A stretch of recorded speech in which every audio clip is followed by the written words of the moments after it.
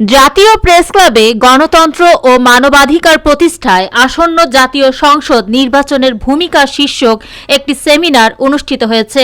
আজ শনিবার 25 জানুয়ারি 2025 সকাল 10টায় রাজধানীর আব্দুস সালাম হলে এ সেমিনার অনুষ্ঠিত হয়। বিশ্ব মানবাধিকার সংস্থা বাংলাদেশের উদ্যোগে আয়োজিত এ সেমিনারে গণতন্ত্র ও মানবাধিকার রক্ষায় আসন্ন জাতীয় সংসদ নির্বাচনের গুরুত্ব ও করণীয় বিষয় নিয়ে আলোচনা করা হয়। সংস্থার সভাপতি অধ্যাপক ডক্টর আব্দুল লতিফ মাসুমের সভাপতিত্বে অনুষ্ঠানে প্রধান অতিথি হিসেবে উপস্থিত ছিলেন বিএনপির জাতীয় স্থায়ী কমিটির সদস্য বেগম সেলিমা রহমান। মুখ্য আলোচক হিসেবে বক্তব্য দেন বিএনপি চেয়ারপারসনের উপদেষ্টা কাউন্সিলর সদস্য আমানুল্লাহ আমান। অনুষ্ঠানের শুরুতে স্বাগত বক্তব্য রাখেন বিশ্ব মানবাধিকার সংস্থা বাংলাদেশের ভাইস চেয়ারম্যান SM শামসুল হুদা।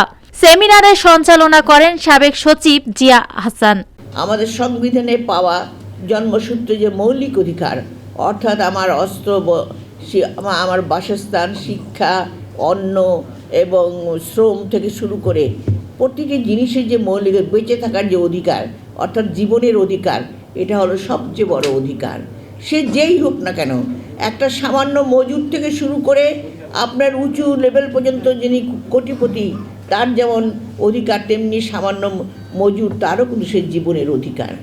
এবং একই সাথে সম্মানের অধিকার, যেটা উনি বললেন, এবং তার পাশাপাশি যেটা বলেছেন যে আমাদের সবচেয়ে মূল যে আপনার অর্জন, উনি বলেছেন সম্পত্তির অধিকার।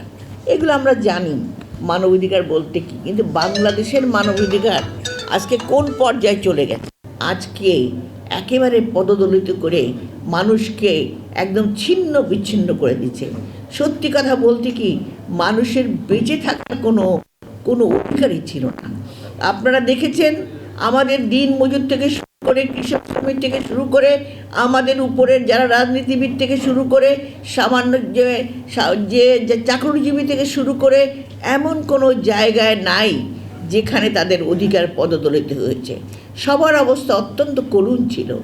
গত 17 বছরে বিশেষ করে আমি বলবো বাংলাদেশে কয়েকটা ধাপ এসেছে। একটা ধাপ হলো বাংলাদেশের স্বাধীনতা, দ্বিতীয় ধাপে সেই স্বাধীনতার পরবর্তী যে শাসক, সেই শাসকরা কিন্তু আপনাদের হয়তো খেয়াল আছে যে যাকে আমরা বলি মুক্তিযুদ্ধের সংগঠক নাজিমুদ্দিন আলম বলে যে নেতা নির্বাচন করেছিলাম মুক্তিযুদ্ধের সময়, সেই নেতা মাত্র 4 বছরের মধ্যে বাংলাদেশ স্বাধীন হওয়ার পরে বাংলাদেশের বাকশাল প্রতিষ্ঠা করে বাংলাদেশের সকল রকম অধিকার কেড়ে নিয়েছিল। আপনারা এটাও দেখেছেন সেই সময় কিভাবে দুর্ভিক্ষ হয়েছিল,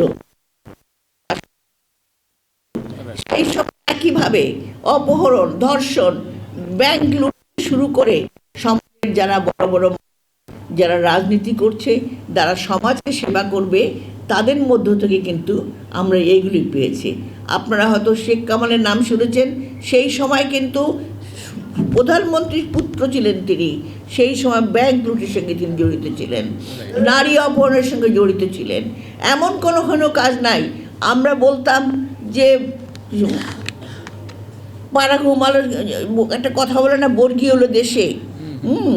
সেই বর্গী এসেছিল ঠিক শেখ সাহেবের হাত ধরে আমাদের সেই সময় 71 থেকে 75। তারপরে যদি আপনারা বলেন মানবাধিকার 53 বছরে একেবারে প্রতিষ্ঠা হয় নাই, সেটা আমি বলবো না। তার কারণ আমাদের মুক্তিযোদ্ধার ঘোষক শহীদ প্রেসিডেন্ট জিয়াউর রহমান, যিনি যুদ্ধ করেছিলেন, জনগণকে ঐক্যবদ্ধ করেছিলেন, আর যিনি বলেছিলেন, যার দর্শন ছিল মানুষের সমান অধিকার, অর্থাৎ সকল মানুষ তারা যেন যার যার ক্ষেত্রে তার সম্মান, যে ব্যক্তিগত সম্মান, ব্যক্তিগত যে অধিকার, সেইটা তারা যেন ফেরত পায়। মৌমিতা তন্নি, GVC টিভি, ঢাকা।